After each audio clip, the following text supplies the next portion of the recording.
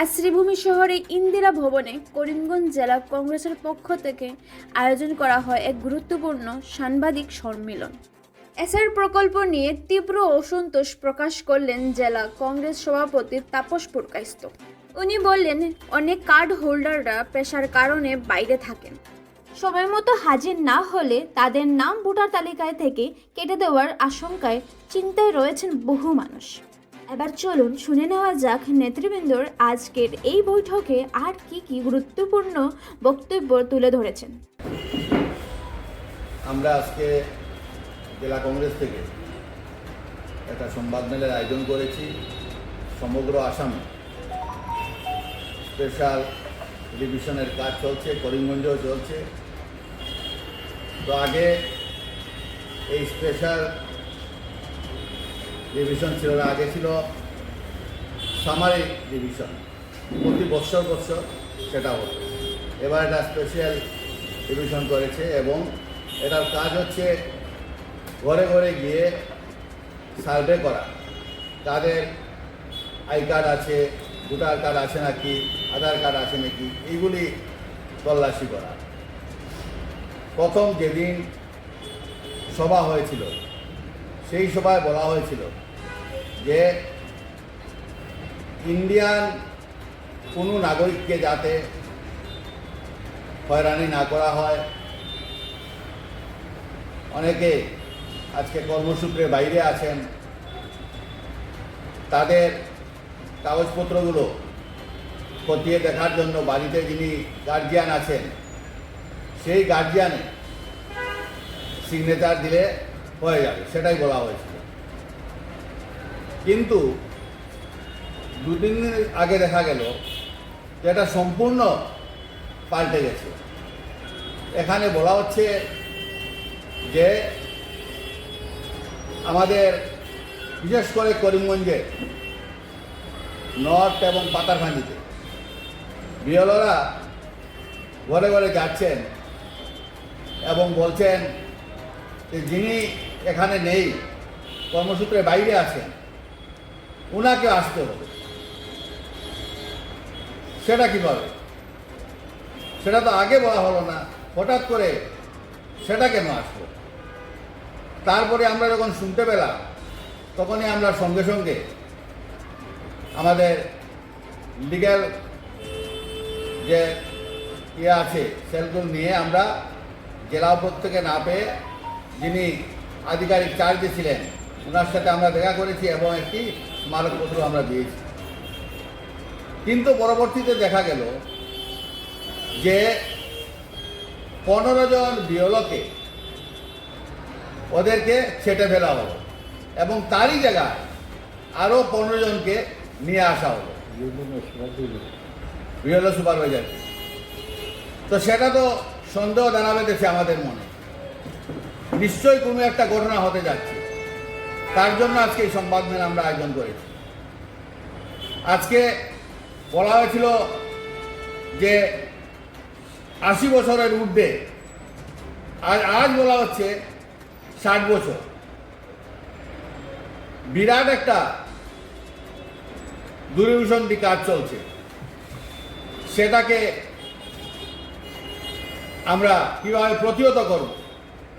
শুধু আমরা নয়, আরও যারা বিরোধীরা আছে সবাইকে নিয়ে আমরা একটা সভা করব। আজকে জেলা উপায়ুক্ত এত বড় সিদ্ধান্ত নিলেন, তিনি সব বিরোধী দলকে অল পার্টি মিটিং করতে লেগেছিল, তিনি তো করেন নাই, না করে একতরফাভাবে সেই সিদ্ধান্ত নিয়ে নিলেন।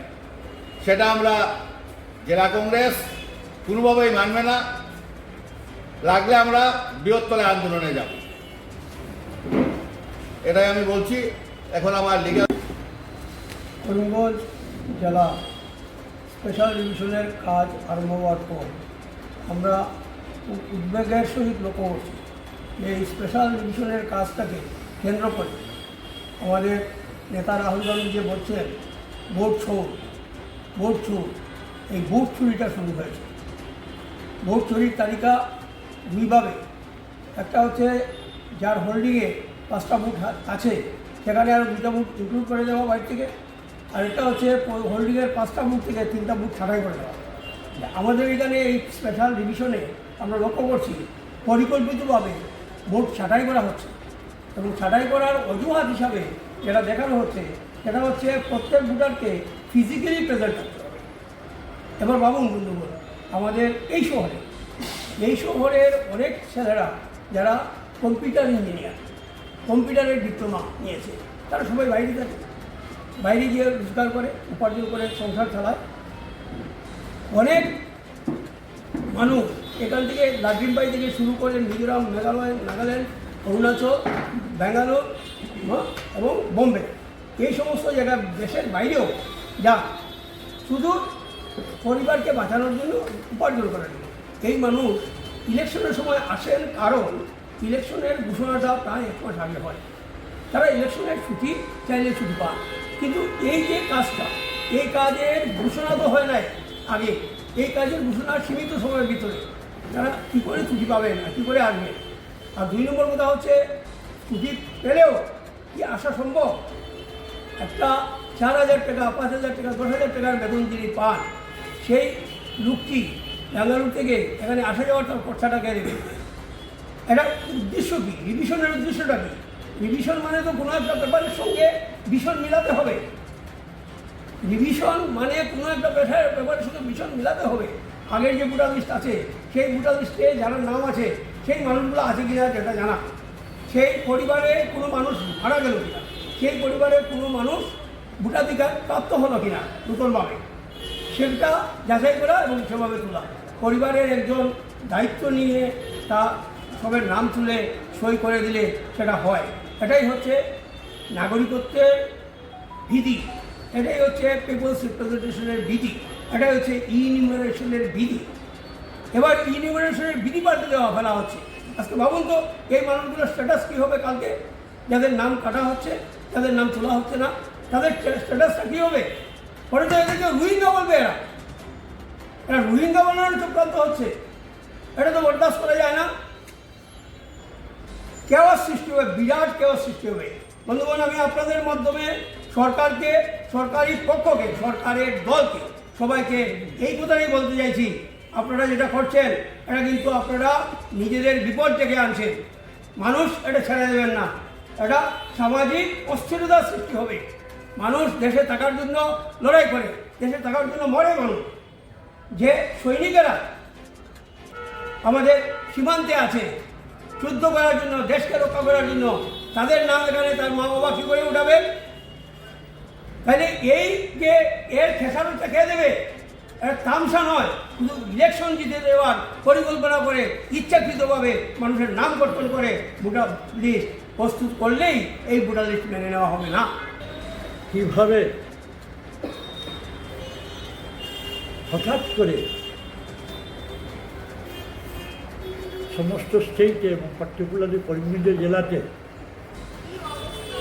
একটা সম্পূর্ণ ভোট চুরির একটা প্রক্রিয়া আরম্ভ হয়েছে। এই জেলা শিল্প শূন্য জেলা, এখানে কোনো ইন্ডাস্ট্রি নেই। আমাদের ছেলেমেয়েরা এমনকি একটা ফ্রেশ ইন্ডাস্ট্রি নেই, বড় একটা পেপার নেই যেখানে 100 জন সাংবাদিক কাজ করে। আমাদের ছেলেমেয়েরা গুয়াহাটিতে কাজ করতেছে, সাংবাদিকতা করতেছে। আমাদের ছেলেমেয়েরা কলকাতাতে সাংবাদিকতা করতেছে, আপনারা জানেন। এবং বাসার চাকিটে এই জেলার প্রায় লক্ষাধিক লোক ভারতবর্ষের বিভিন্ন জায়গায় কর্মরত আছে। এবং সামারি ডিভিশন, যাকে স্পেশাল ডিভিশন বলেছেন বর্তমান election commission of India and the instance of the state government, election commission বলেছিল যে আসামে এসআইআর-এর দরকার নেই। মুখ্যমন্ত্রী